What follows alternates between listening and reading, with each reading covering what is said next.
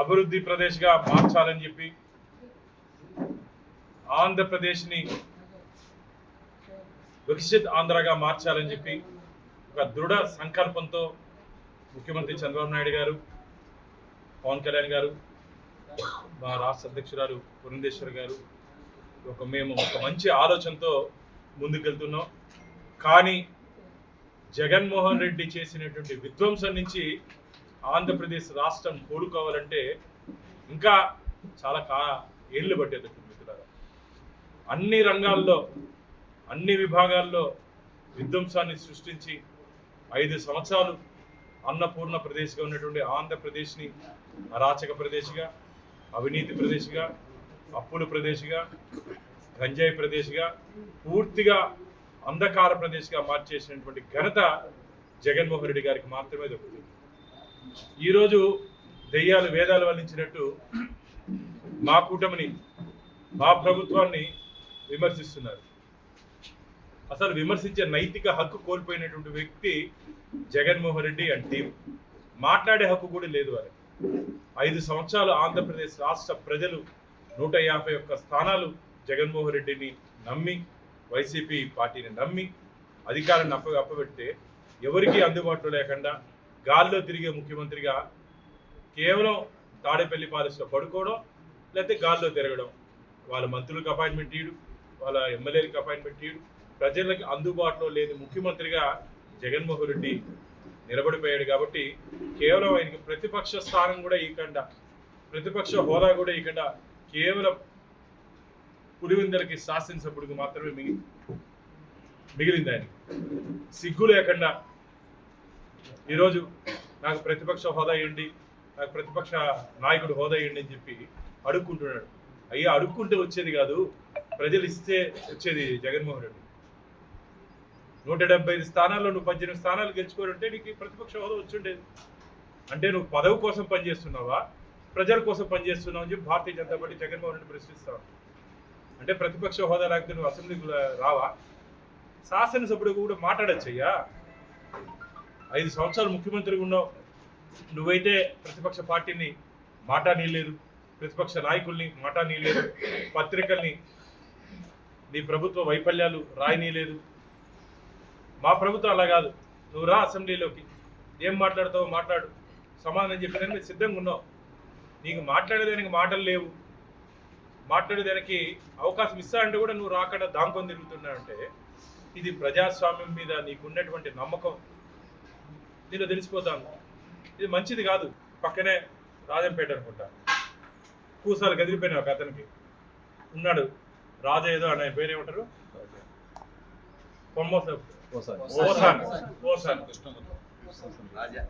అలాంటి వాళ్ళ దగ్గరంతా మాట్లాడించి తిట్టించి బూతులకు కేర్ ఆఫ్ అడ్రస్ వైసీపీ.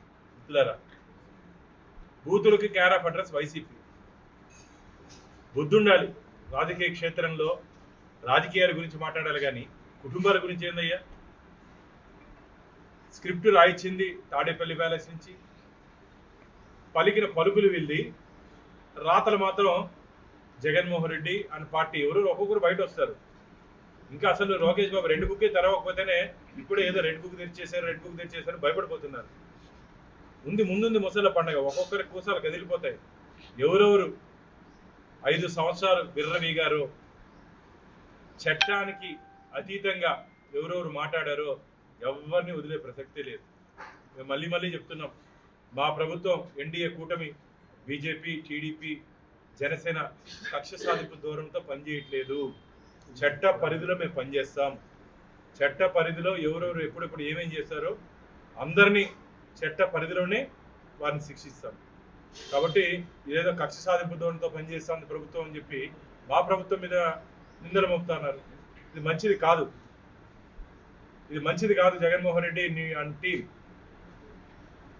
ఆయనే చెప్పాడు మొన్న, ఈ పోసాని మాట్లాడింది నేనైనా, మాట్లాడించింది వేరే వాళ్ళంట.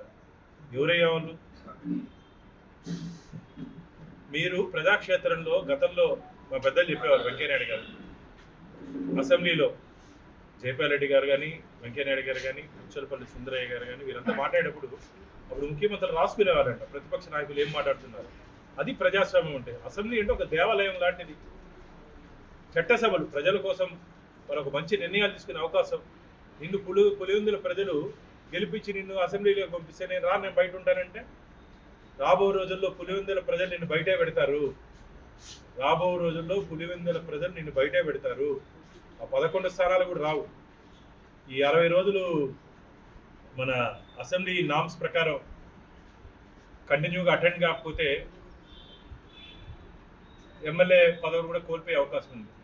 అయ్యా దురదృష్టవశాత్తు అది కానీ పడిందనుకో 11 కాస్త 0 అవుతుంది. 11 కాస్త 0 అవుతుంది. నీకు అట్లీస్ట్ ఇప్పుడు ఏదో ఎమ్మెల్యే కూడా అది కూడా మిగలదు జగన్మోహన్ రెడ్డి. కాబట్టి ప్రజలు ఇచ్చినటువంటి తీర్పుని గౌరవించి అసెంబ్లీలోకి రా, మాట్లాడు, సమానం చెప్పేదాన్ని మేము సిద్ధంగా ఉన్నాం. మేము మళ్ళీ చెప్తున్నాం, కేంద్ర ప్రభుత్వం ఆంధ్రప్రదేశ్ని అన్ని విధాలా ఆదుకుంటా ఉంది. ఈ ప్రభుత్వంలో కూడా ఇప్పుడు కూడా జగన్మోహన్ రెడ్డి వస్తే ప్రకృతి కూడా ఏడ్చింది, జనాలను ఏడిపించింది కాదు.